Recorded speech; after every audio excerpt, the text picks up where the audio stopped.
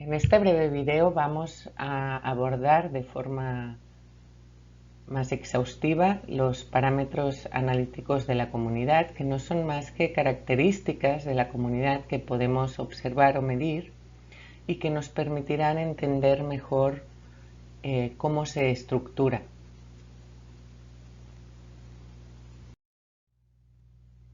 El primer atributo que ya hemos mencionado anteriormente es la composición específica o taxonómica de la comunidad.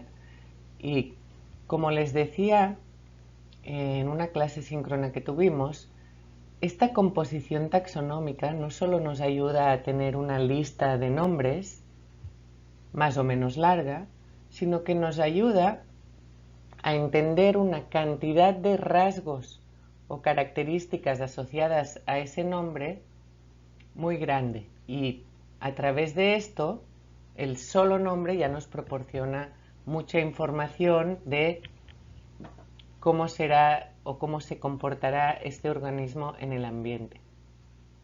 Por ejemplo, para el burro rasposo, cuyo nombre científico es Aemulon maculicauda, podemos saber que esta especie, que pertenece a la familia Emulidae, sabemos que la familia Emulidae está presente en el Océano Atlántico, en el Índico y en el Pacífico, y que existen peces ya sean marinos o estuarinos.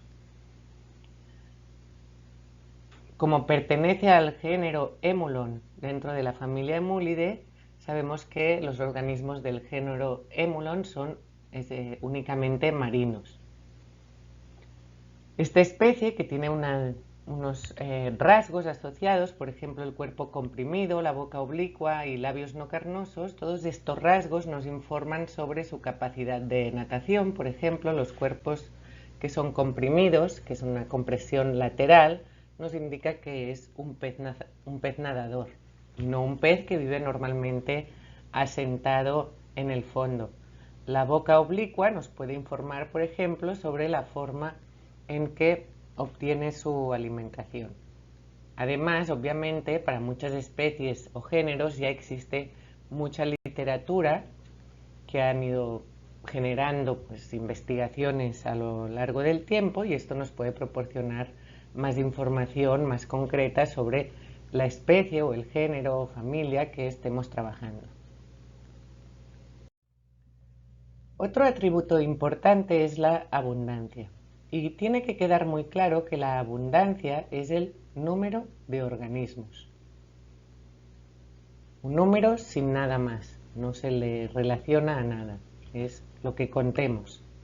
En cambio, la densidad, que ya hemos abordado en la unidad de poblaciones, la segunda unidad de la asignatura, es el número de organismos relacionado a una unidad de superficie o volumen, es decir, estandarizada a un espacio o un volumen determinado. ¿Por qué querríamos usar la densidad o la abundancia? Cuando tenemos muestras que recolectamos o que cuestiones de números de componentes de una comunidad que medimos o que contamos en superficies que no son homogéneas o en volúmenes no homogéneos, necesitamos estandarizar el número a una superficie para poder comparar entre unidades de muestreo o de colecta. Si ustedes ven estos dos cuadros que les pongo en la diapositiva, no es lo mismo, por ejemplo, tener 10 organismos, que sería la abundancia, en el cuadro de la izquierda, o 10 organismos en el cuadro de la derecha. O 11, ¿no? En ambos organismos la abundancia es la misma, pero la densidad, si estandarizamos esta abundancia a la superficie total que cubre cada uno de estos rectángulos, podemos observar que la densidad es muy distinta. En el cuadro azul la densidad es mucho mayor que en el cuadro verde. ¿Por qué? Porque tenemos el mismo número de organismos, pero en mucho menos espacio.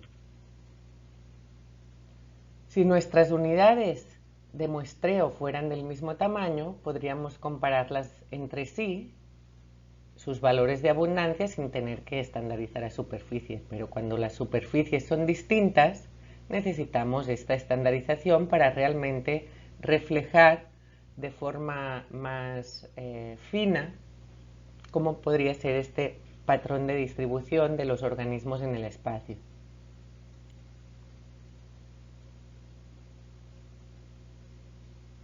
Además, pongan que tuviéramos una superficie de muestreo con estas características del cuadro verde. Como es una superficie poco común, cuando queramos comparar con otros estudios, nos va a convenir también estandarizar a unas unidades, si pueden ser que estén en el sistema internacional, para así poder comparar los resultados que nosotros tenemos con los de otros estudios.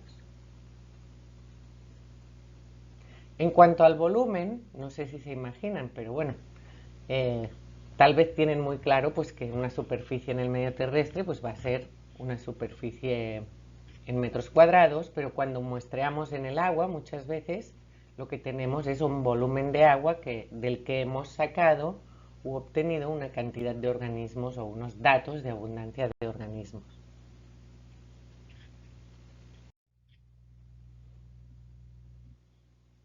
Para algunos organismos, ya vimos en la primera unidad, que es difícil tener un número, sobre todo cuando hablamos de organismos coloniales y de organismos modulares. En este caso podemos trabajar más que con números, con lo que es la cobertura. Y podemos tomar un cuadrante del tamaño que estimemos necesario y de ahí contar qué proporción de este cuadrante está cubierto por la especie 1, la especie 2, la especie 3, etc. Como ustedes saben, en muchos estudios o generalmente no se va a un sitio y se toma una sola medición. Normalmente tenemos, y lo vieron en su práctica de la unidad 2, réplicas o copias para medir en varias veces, ya sea la abundancia o el parámetro que estemos midiendo, para tener una muestra más representativa de lo que ocurre en la condición que nosotros queramos investigar. Entonces, en esta diapositiva lo que hay representado son 4 sitios de muestreo donde se contaron organismos de 2 especies. La especie 1, que serían las redonditas naranjas, amarillas, la especie 2, que serían las redondas rojas. Los cuadrantes miden 1 metro por 1 metro. Si nos fijamos solamente en el recuadro de la izquierda, vemos que la abundancia de la especie 1, de organismos de la especie 1, son 4 individuos, la abundancia de organismos de la especie 2 son 11 individuos. Como los cuadrantes que tenemos son de 1 metro por 1 metro, es decir, una superficie de 1 metro cuadrado, la densidad también son 4 individuos por metro cuadrado de la especie 1 y hay 11 individuos por metro cuadrado de la especie 2. Si queremos obtener la densidad representativa de estas 4 zonas de muestreo, que todas representan a un espacio, un tipo de ambiente determinado o una condición determinada que estemos estudiando, para obtener el número de organismos por metro cuadrado, lo que no vamos a hacer es sumar, ¿no? No vamos a hacer de la especie 1 4 más 4 más 4, serían 12 por metro cuadrado, porque estaríamos diciendo que sumando también la superficie, entonces serían 12 organismos por 3 metros cuadrados. Como queremos estandarizar a 1 metro cuadrado, sería 12 dividido entre 3. Entonces sería un promedio. Y es más, no sería entre 3, sería entre 4, porque nosotros tenemos 4 unidades de muestreo. El 0 también lo tendríamos que considerar en nuestros cálculos. Así, la abundancia promedio de este sitio es de 3 individuos de la especie 1 y 5.5 individuos de la especie 2. Y la densidad promedio es de 3 individuos por metro cuadrado o 5.5 individuos por metro cuadrado.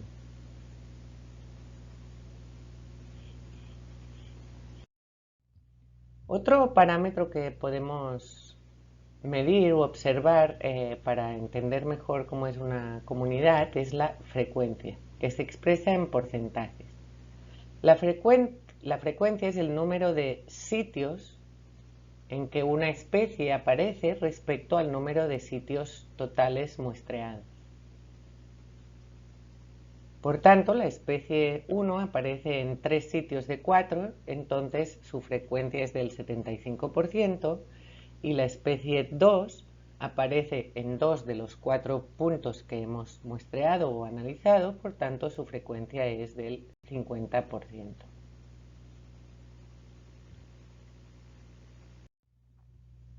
Todos estos datos de abundancia, densidad y frecuencia los podemos expresar como datos absolutos, que es lo que vemos en la diapositiva y acabamos de mencionar, o como datos relativos. Y cuando hablemos de relativos, siempre piensen que tienen que acabar esta frase diciendo relativos al total. Relativos al total del parámetro que sea. No de la especie 1, no de la especie 2, sino al total de la comunidad. Por ejemplo, si hablamos de densidad, en promedio, en esta comunidad tenemos 3 individuos por metro cuadrado de la especie 1, 5.5 individuos por metro cuadrado de la especie 2, o tenemos una densidad total, sin discriminar especies, de 8.5 individuos por metro cuadrado, de cualquier especie, en promedio, ¿no?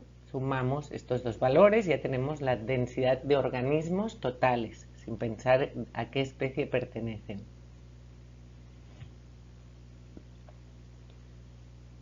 Luego podemos expresar de este total cuánto representa la densidad de cada especie, ¿no? Entonces sería para la especie 1 un 35% que resulta de dividir 3 entre 8.5 y multiplicarlo por 100, y para la especie 2 representa un 65% de la densidad total de este lugar.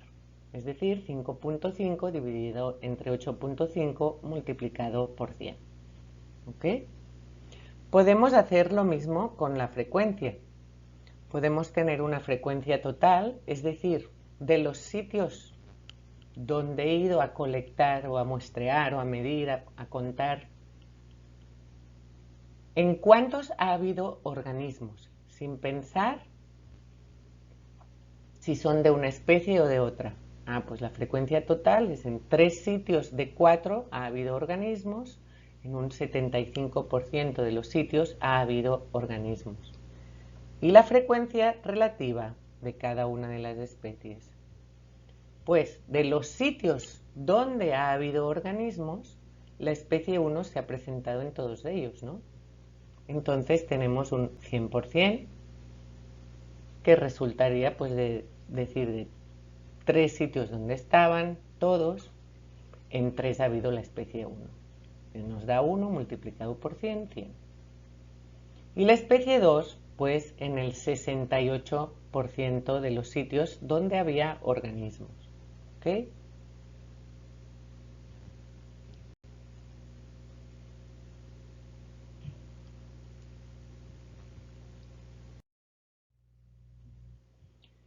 Y otro atributo de la comunidad es la dominancia y la equitatividad. ¿Qué es esta dominancia? La dominancia es qué tanto predomina una especie, sea en cuanto a número o en cualquier parámetro, dentro de todo lo que hay en la comunidad, ¿no? Si hay una que numéricamente supera mucho a otra en cualquier valor que nosotros queramos medir. Una manera de observar y la equitatividad sería lo opuesto de si los organismos de las distintas especies presentan números más o menos iguales o no. Cuando es muy equitativo y con poca dominancia es que las distintas especies presentan números más o menos similares. Cuando en una comunidad hay mucha dominancia y poca equitatividad, es que los organismos de las distintas especies presentan números muy diferentes. Podemos representar esta dominancia y equitatividad visualmente con los diagramas de rango abundancia. En estos se presenta la abundancia de la especie más abundante, válgase la redundancia, ¿no?, de la especie que se presenta en mayor número en el primer punto, en la izquierda, y se va presentando de forma ordenada por abundancia los organismos de las especies siguientes, es decir, cada vez añadimos en esta gráfica los organismos que tienen la siguiente abundancia más grande y la siguiente y la siguiente. Acuérdense de la lectura que hicieron, que esto es el rango de una especie en cuanto a su abundancia. Este tipo de gráfica es muy visual porque si la gráfica es los resultados de la gráfica son muy planos y no hay mucha pendiente entre los puntos, esto significa que las especies presentan números similares, hay una alta equitatividad y baja dominancia. En cambio, si la pendiente entre puntos es muy inclinada, significa que algunas especies dominan, presentan abundancias muy altas respecto a las demás que ya se hallan en números mucho más bajos en el eje de las Y. Como ven, muchas veces esto se presenta en escala logarítmica de abundancia. ¿Por qué se usa esta escala logarítmica? Es una cuestión meramente visual. Podemos tener organismos con abundancias de hasta 10.000 que luego se tengan que comparar con organismos de abundancias de hasta 100. Lo que nos ayuda a hacer el logaritmo es acortar las diferencias entre 10.000, 100 y tal vez luego 10, ¿no? Porque si no, no podríamos apreciar las diferencias entre los grupos que sean menos abundantes visualmente.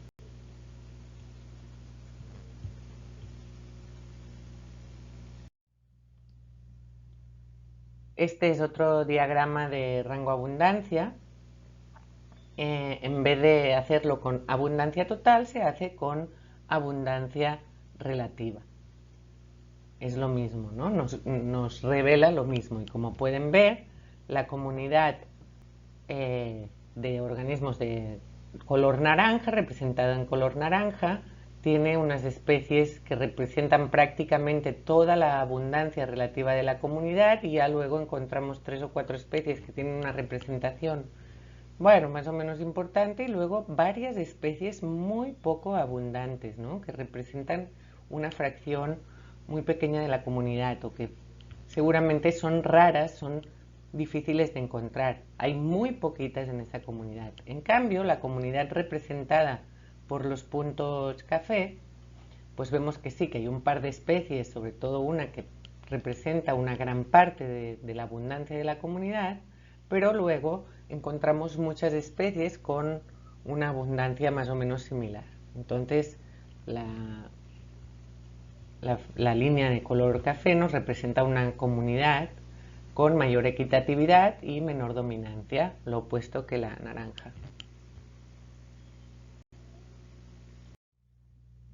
Otra forma de observar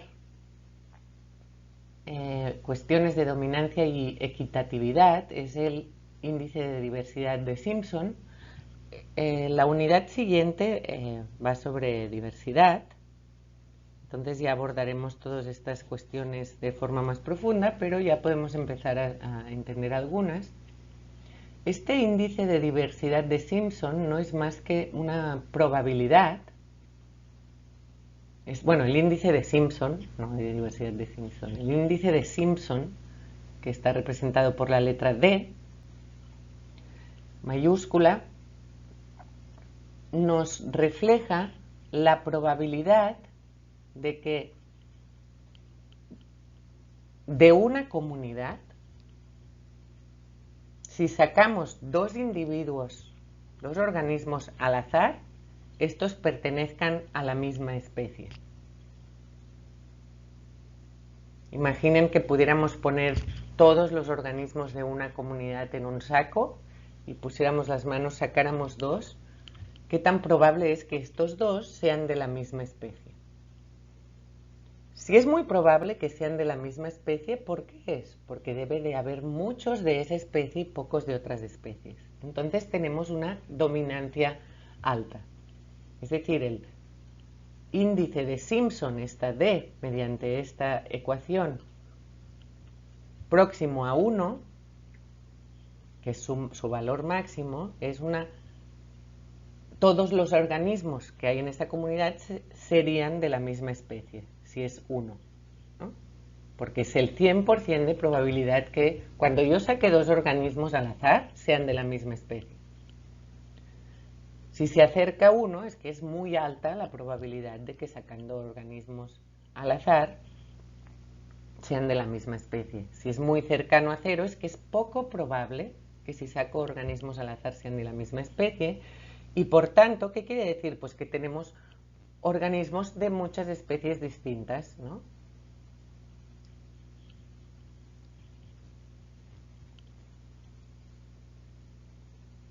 Entonces, este índice de Simpson, sin transformarlo, ¿no? Ya nos informa sobre la dominancia. Si calculamos 1 menos este índice de Simpson, tenemos una inversa, ¿no? Entonces nos diría la probabilidad de que sacando organismos al azar no sean de la misma especie, ¿no? Cuanto más alta sea la probabilidad de que no sean de la misma especie, más diverso es el sistema, ¿no? El opuesto que en el caso anterior.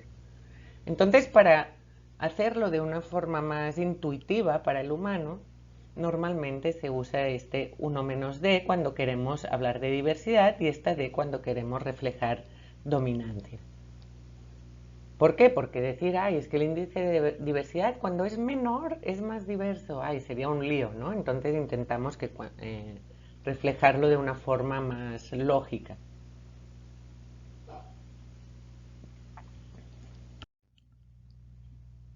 Entonces aquí quiero que reflexionen 10 segundos sobre esta pregunta. La dominancia numérica, ¿no? La dominancia en cuanto a abundancia, ¿siempre refleja la importancia o el papel de un organismo en una comunidad?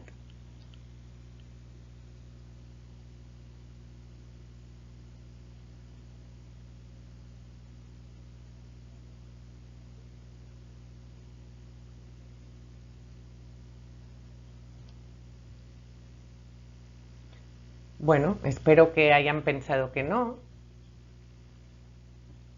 Por ejemplo, ¿no? Podemos tener organismos de muy distinto tamaño. Por tanto, cada uno influye de una manera diferente, por ejemplo, en todo este flujo de materia y energía a través del ecosistema, en todas estas relaciones de alimentación.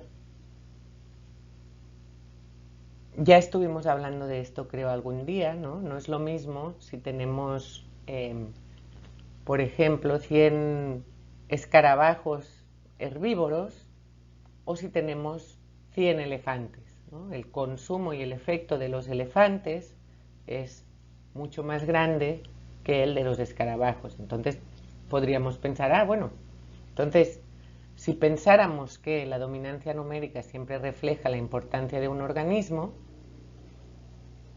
100 escarabajos y 100 elefantes podrían representar lo mismo, ¿no? Entonces a veces los números de abundancia o de densidad no son el mejor parámetro según qué proceso queramos analizar. En cuestiones, por ejemplo, de flujos de materia y de energía, es mejor trabajar con biomasa. Biomasa es gramos de organismos. Podemos estandarizarla igual que la densidad a una superficie, ¿no? Tenemos 50 kilos de elefante y tenemos 20 o 2 gramos de escarabajo por metro cuadrado, ¿no? Muchas veces pues esto reflejará mejor la contribución o la participación o el efecto de estos organismos en el funcionamiento del ecosistema.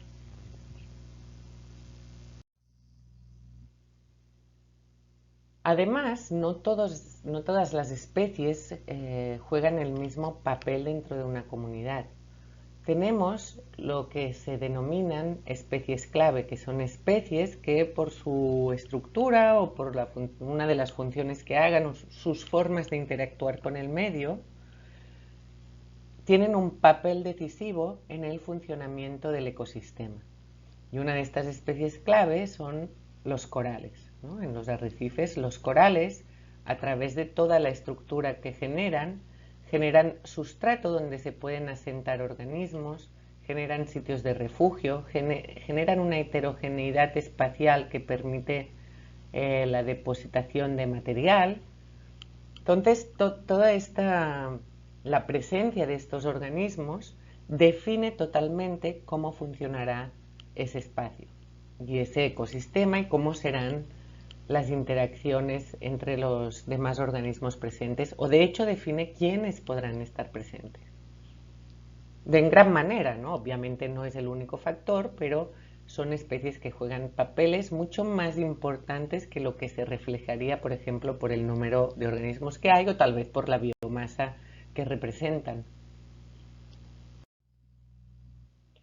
Un ejemplo que a mí me encanta es este de la nutria marina, Enhydra lutris. Creo que esto fue, no me hagan caso 100%, creo que este caso ocurrió en la zona de California, aunque no estoy 100% segura. Bueno, esta especie de nutria, como ven, lindísima y simpatiquísima, las nutrias se caracterizan por ser muy sensibles a la contaminación y a los cambios en la calidad de agua. Y esta especie de nutria específicamente se alimenta de estos erizos de mar que están presentes en el suelo de los bosques de kelp. Sin embargo, pues estos erizos están presentes en un número más o menos controlado gracias a la presión de depredación que hace la nutria marina.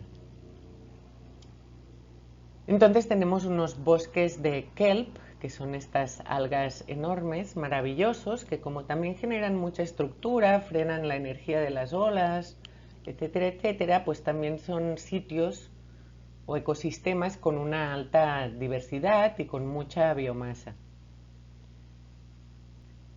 Pues hay muchas bacterias y organismos pequeños que se pueden asentar en las hojas, organismos que se irán a comer estos epífitos o estos organismos que crecen encima de los vegetales. Al frenar el agua y seguramente depositarse partículas, se pueden asentar otros organismos que se alimentan en el fondo, etcétera, etcétera, ¿no? Tenemos los bosques de kelp, que se denominan, son muy ricos. En un momento dado, en este lugar, hubo una disminución de la calidad del agua, lo que provocó la desaparición de la nutria. Y lo que sucedió al desaparecer el depredador, los erizos comenzaron a proliferar masivamente, ¿no? No había ningún depredador que controlara su tamaño poblacional en el equilibrio dinámico necesario para que se mantenga el bosque de kelp. Los erizos, como tienen una reproducción muy prolífica, una capacidad reproductiva alta, una baja mortalidad, y además lo que hacen es ir comiendo. La boca de los erizos de los erizos de mar está situada en su parte inferior, y lo que hacen normalmente es ir raspando el suelo, comiendo pues todo lo que hay, ¿no? Los vegetales, lo que encuentren, ¿no? Materia orgánica. Entonces, al final lo que ocurrió después de toda esta proliferación supermasiva es que el ecosistema quedó, como ven en la imagen de la derecha, ¿no? Se destruyeron los bosques de kelp, prácticamente la especie clave a nivel estructural, que son estas algas enormes, que es el propio kelp, desapareció, por lo que desapareció prácticamente toda la diversidad. Y también podríamos considerar que la nutria era una especie clave como depredador, regulando las poblaciones de este erizo, ¿no?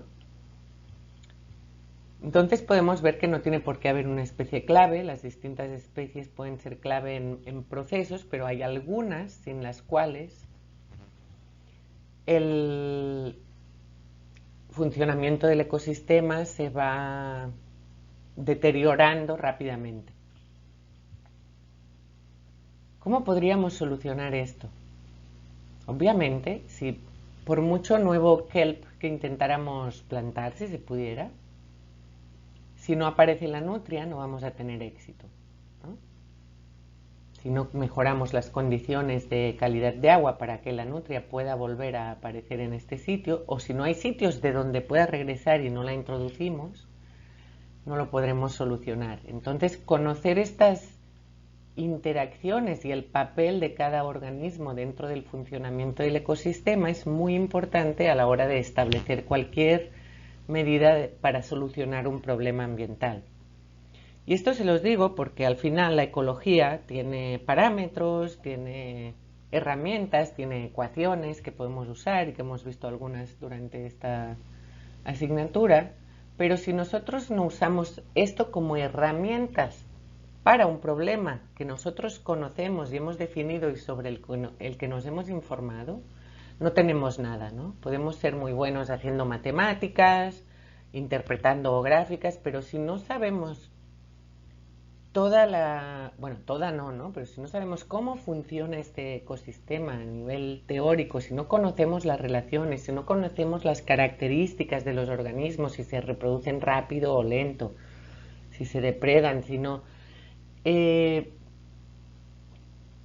no estableceremos medidas de solución que sean funcionales, ¿no? Que sean exitosas. Y esto, pues sí, se lo repito mucho a todos mis alumnos, ¿no? No solo es ver números y hacer, sino es tratar de comprender. Y esta es la parte de la ecología que nos aleja un poco de ser también una ciencia dura, ¿no? Porque no hay nada exacto y hay muchos elementos de incertidumbre, ¿no? en todos estos procesos, pero podemos entender la forma general o global en cómo funciona el ecosistema. Finalmente, casi finalmente, penúltimo, otra manera de entender las comunidades es a través del análisis de redes tróficas. Esto lo verán de forma más profunda más adelante en su licenciatura, en el siguiente semestre. Con un poco de suerte, pues lo veremos juntos. ¿Qué hacemos en las redes tróficas? Pues establecer vínculos de alimentación, clasificar a los organismos en tipos de alimentación y niveles tróficos para entender cómo fluye la materia y la energía en este ecosistema.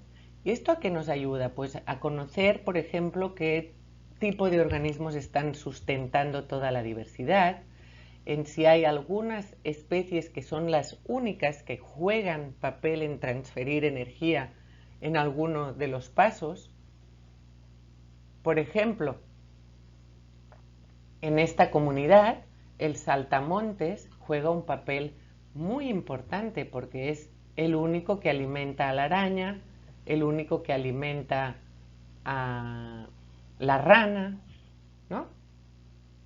Es uno de los que alimenta al cuervo. Si fuera dominante, pues ya el cuervo también se quedaría sin alimento. Entonces, a través de estos análisis también podemos identificar, ¿no?, especies que tengan un papel muy importante. Si combinamos la estructura de las redes tróficas con la abundancia de ciertos organismos, decimos, el saltamontes alimenta todos estos, y además el saltamontes tiene una densidad relativa del 90%, ¿no?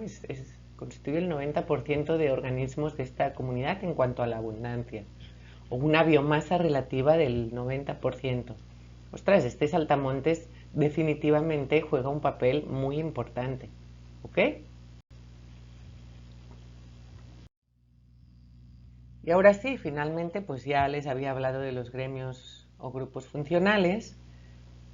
Podemos entender esta comunidad no solo por las especies, saltamontes, ratón de pradera, etcétera, sino agrupándolas en distintos subgrupos en referencia a cómo se enfrentan a los factores del ambiente. Y esto nos informa no solamente de cómo se organiza la comunidad respecto al ambiente, sino de muchas características también del ambiente. Por ejemplo, si en una comunidad encontramos un montón de herbívoros, obviamente sabemos que ahí debe de haber muchas hierbas. ¿Es una obviedad? Sí. ¿Por qué? Porque estoy poniendo un ejemplo muy básico, ¿ok? Pero podemos ir afinando y yendo más profundo en todos estos aspectos. Y los gremios y el ambiente.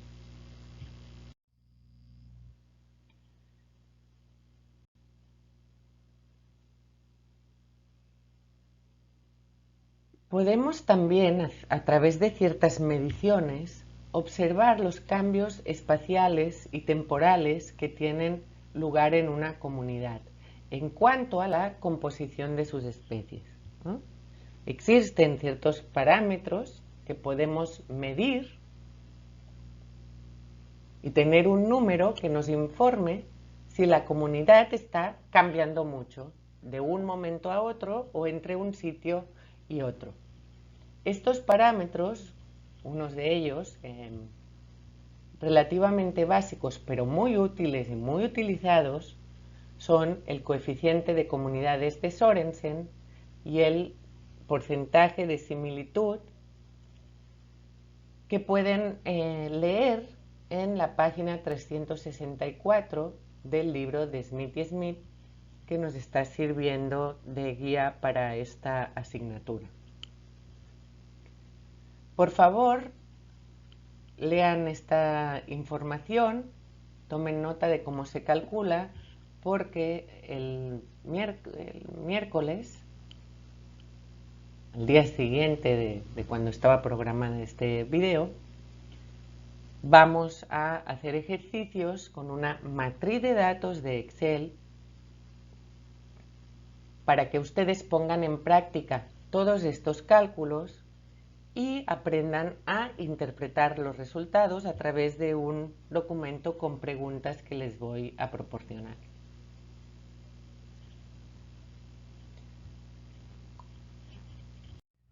Con esto terminamos el video de hoy. Por favor, repasen bien los conceptos y los cálculos para que mañana podamos avanzar de forma ágil y ustedes pueden completar su tarea de evaluación para esta unidad.